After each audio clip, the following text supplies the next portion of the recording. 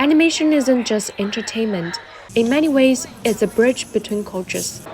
At this year's China International Cartoon and Animation Festival in Hangzhou, I sat down with Josh Selig, Emmy-winning writer and a longtime collaborator with Chinese studios. You've had a long and deep relationship with China. What keeps bringing you back? I first came to China about 30 years ago working on Jimajie, the Chinese co-production of Sesame Street, and I just had a very strong, positive, personal reaction to being in China. I enjoyed it, so I came back many times, developed a lot of friendships here. I met my wife actually here. So I have a great love for China generally. I still do content that is not related to China in any way, but I do think that my skill set is particularly valuable here because there isn't a deep knowledge of how shows get distributed globally, how they get developed for the global market. So I think in many ways it's been helpful to me and to my clients that I am working in this way as a bridge to China. We've seen these titles, Black Myth Wukong, gain global traction. Do you think Chinese content is having a global moment? I think the great success of Black Myth Wukong, which is a game, and Ninja 2, I think these have really made the global market sit up straight and pay attention to what's happening in China. And they're seeing a lot of originality coming out of China. They're seeing a lot of great technology like DeepSeek and other great AI programs. So there's, I think, a new appreciation for what China's been doing for a long time. It's just that it wasn't really being celebrated outside of China.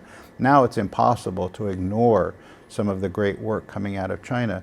Working with Chinese creators for years, working across cultures, what are some of the challenges Chinese IPs face when going global? Well, the IPs that I develop with China are always rooted in a Chinese creator and a Chinese company.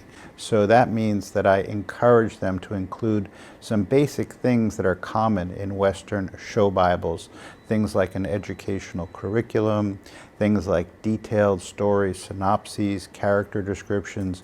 So I help the Chinese companies to shape their pitch in such a way that the global market will respond positively to it. I found over the years that many Chinese companies skip the step of a show Bible or a pitch Bible, and they simply start production. And then they finish their episodes, they try to bring them to the global market. This is a very challenging way to create and distribute content. However, if you start with a few strong global partners, that Chinese IP has a much better chance of reaching a global audience. I think there are many things that impede communication, but there's a strong desire, I think, on the part of both countries, the US and China, to work together, to have person-to-person exchanges, cultural exchanges. So I hope that this will continue. And you've seen animation evolve for all those years, for decades.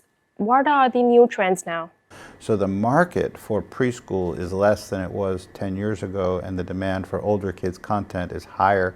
That's the biggest change, I would say, that and probably the growth of short-form videos, and children really love it. And it's a different model in terms of how you monetize that kind of thing.